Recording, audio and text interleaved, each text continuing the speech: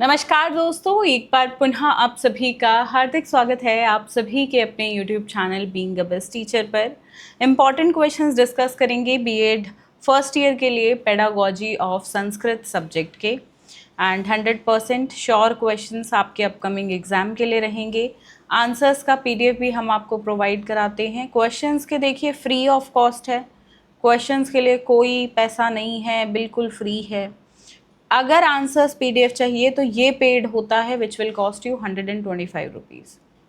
और संस्कृत है तो आपका हिंदी मीडियम में रहता है संस्कृत बेसिकली, तो इंग्लिश में तो नहीं होगा, तो इस चीज़ को थोड़ा अवॉइड करिएगा। ये बाकी जो वीडियोस में लाइन होती है ना वही कॉपी पेस्ट हो गई। बाकी संस्कृत मैंने बहुत आसान तरीके से आपको PDF दे दिया है एंड मेरे और मेरी एक कलीग टीचर हैं उनके द्वारा ये फ्रेम है जो संस्कृत की एक्सपर्ट हैं। सो आई होप ये आपको हेल्प करे।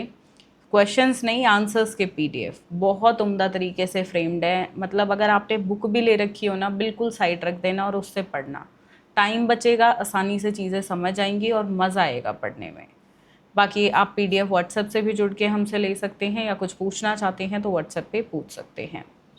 चलिए, पहला प्रश्न है संस्कृत भाषा के साहित्यिक महत्व का वर्णन कीजिए।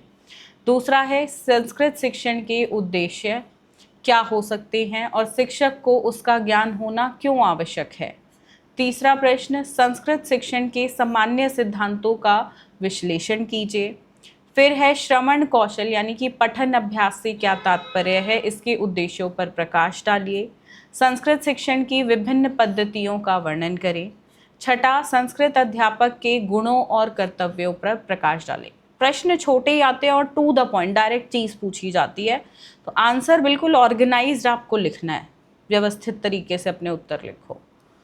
पाठ योजना से क्या अभिप्राय है, पाठ योजना के विभिन्न प्रकारों पर प्रकाश डालिए।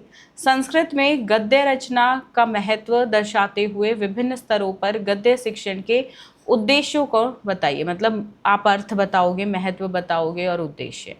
लेखन शिक्षण से क्या अभिप्राय है, लेखन संस्कृत में लेखन शिक्षण की प्रक्रिया की विवेचना कीजिए। 14वां प्रश्न है मूल्यांकन के स्वरूप तथा उसकी विशेषता पर संक्षेप में प्रकाश डालिए। 15वां प्रश्न है शिक्षण में संशोधन कार्य का क्या महत्व है, संशोधन के सामान्य सिद्धांतों का उल्लेख कीजिए। ये 15 ही हैं सिर्फ अत्यंत महत्वपूर्ण प्रश्न, और कुछ इसके अलावा मत करना। ये आपके एग्जाम के लिए पूरी तरह से इनफ है, सिर्फ ये करो, ठीक है। बाकी अगर पूछना चाहते हो तो कुछ कमेंट कर देना and I wish you all the best for your exams. धन्यवाद, जय हिंद।